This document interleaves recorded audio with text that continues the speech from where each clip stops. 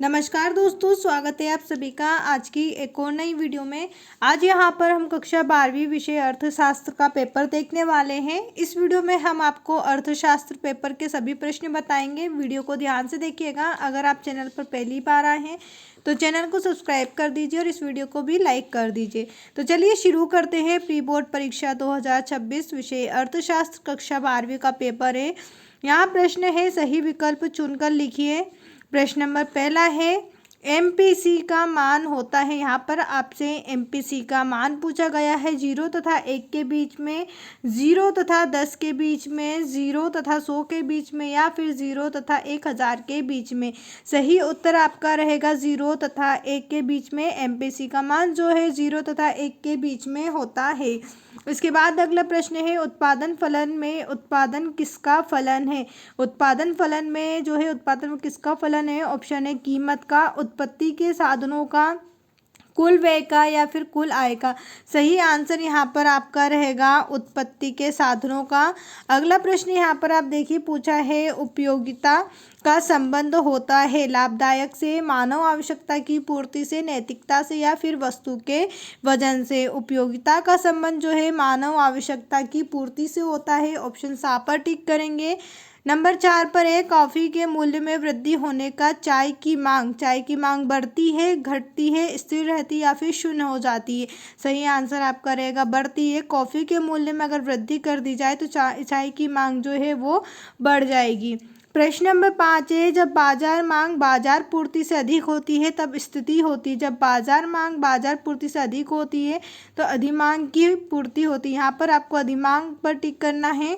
इसके बाद नंबर 6 है, कुल परिवर्ती लागत तथा कुल स्थिर लागत का योग कहलाता है। ऑप्शन है कुल लागत, कुल आगम, सीमांत आगम, या सीमांत लागत। यहाँ पर आपका आंसर रहेगा कुल आगत। कुल परिवर्ती तथा कुल स्थिर लागत का योग जो है कुल लागत कहलाता है।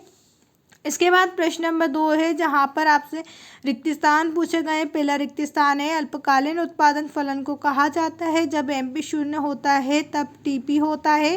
सीमांत लागत केवल लागतों पर निर्भर करती है। इसके बाद अगला प्रश्न हम यहाँ पर देख लीजिए। इस प्रकार से आपको रिक्त स्थान दिए गए हैं। तो चलिए यहाँ पर हम सभी रिक्त स्थानों के आंसर सहित उन्हें देख लेते हैं। पहला रिक्त स्थान यहाँ पर आपसे पूछा गया है,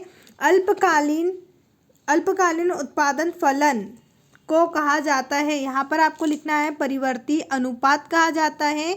जब एमपी शून्य होता है तब टीपी का मान अधिकतम होता है। नंबर 3 है, सीमांत लागत केवल लागतों पर निर्भर करती है।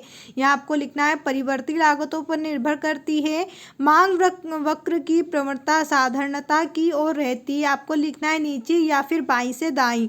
अवसर लागत को लागत भी कहते हैं। उत्तर आपका रहेगा आर्थिक लागत या फिर वैकल्पिक लागत। नंबर 6 है, वह नियम जो काल में लागू होता है उसे परिवर्ती अनुपातों का नियम कहते हैं। यहाँ पर आपको लिखना है अल्पकाल। रिक्त स्थान में आपको अल्पकाल लिख देना है। इसके बाद अगले प्रश्न की हम बात करें तो यहाँ पर आप देखिए प्रश्न नंबर 3 में आपसे सत्य असत्य पूछे गए हैं। यहाँ सत्य असत्य आपसे 6 अंक में पूछे जाएंगे। तो चलिए इन सभी सत्य असत्य को हम उनके आंसर सहित देख लेते हैं। पहला सत्य असत्य यहाँ पर आपसे पूछा गया है, बाजार मूल्य दीर्घकालीन बाजार में पाया जाता है। असत्य रहेगा। इसके बाद अगला प्रश्न है, पूर्ति एवं स्टॉक समानार्थी असत्य है। इसके बाद है, चाय तथा कॉफ़ी एक दूसरे के लिए स्थापना वस्तुएं होती हैं। यह कथन आपका सत्य रहेगा। सामान्य कीमत स्थिर होती है। यह कथन असत्य है। सीमांत लागत वक्र जो है वो यू आकार के होते हैं। यह कथन आपका सत्य रहेगा। इसके बाद नंबर 6 में है, कुल लागत बराबर कुल परिवर्ती लागत माइनस कुल स्थिर लागत। तो यहाँ कथन आपका असत्य है। अब इसके बाद अगला प्रश्न यहाँ पर आप देखिए प्रश्न नंबर 4 में जो है आपसे सही जोड़ी पूछी गई है। यहाँ जोड़ी आपसे 7 नंबर में पूछी जाएगी। तो चलिए इस जोड़ी को हम उसके नंबर सहित आंसर सहित देख लेते हैं। पहली जोड़ी में यहाँ पर आपसे जीडीपी पूछा गया है, जिसे हम मिलाएंगे सकल घरेलू उत्पादक से। इसके बाद है व्यापारिक बैंक, जिसे हम जमा एवं स्वीकार करने पर मिलाएंगे। केंद्रीय बैंक को हम मिलाएंगे देश का सर्वोच्च बैंक। मुद्रा की पूर्ति, जिसे हम नकदी एवं बैंक जमा से मिलाएंगे। साख मुद्रा, जिसे हम चेक से मिलाएंगे। कुल संपत्ति, जहाँ पर हम P × Q को मिलाएंगे। मुद्रा विकास का प्रथम चरण, जिसे हम दोहरे सहयोग की जरूरत से मिलाएंगे। अब इसके बाद अगला प्रश्न यहाँ पर आप देखिए, प्रश्न नंबर 5 में आपसे पूछा है एक शब्द या एक वाक्य में उत्तर दीजिए। यह प्रश्न आपसे 7 नंबर में पूछे जाएंगे। यहाँ पर कुल आपसे 7 प्रश्न पूछे गए हैं, तो चलिए इन प्रश्नों को भी हम उत्तर को देख लेते हैं।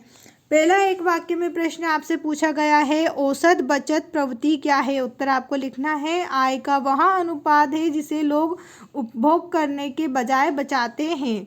इसके बाद अगला प्रश्न है, उत्पादन फलन क्या है? उत्तर हम लिखेंगे, आगतों व निर्गतों का तकनीकी संबंध जो है वो उत्पाद फलन है। भारत के केंद्रीय बैंक का नाम लिखिए। भारत के केंद्रीय बैंक का नाम है भारतीय रिजर्व बैंक, जिसे आप RBI भी लिख सकते हैं। अगला प्रश्न है नंबर 4, मांग का एक निर्धारक तत्व लिखिए।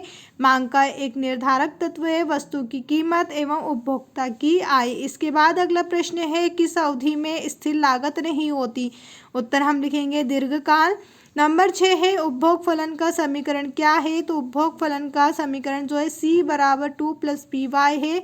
मजदूरी दर का निर्धारण कहाँ होता है? उत्तर हम लिखेंगे, श्रम बाजार में होता है। इसके बाद यहाँ पर आप देखिए, तो प्रश्न नंबर 6 में जो है आपसे यहाँ पर न्यूनतम निर्धारण कीमत किसे कहते हैं? यहाँ प्रश्न आपसे 2 नंबर में पूछा जाएगा। इसी के अथवा में आपसे एक और प्रश्न है जो पूछा गया है, सकारात्मक आर्थिक विश्लेषण किसे कहते हैं? तो यहाँ पर आपसे जो है ये सभी प्रश्न 2 नंबर में पूछे जाएंगे।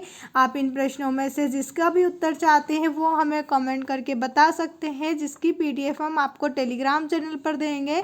टेलीग्राम चैनल को ज्वाइन करने के लिए मैं आपको नीचे डिस्क्रिप्शन में लिंक दे रही हूँ, जहाँ से आप हमारे टेलीग्राम चैनल को भी ज्वाइन कर सकते।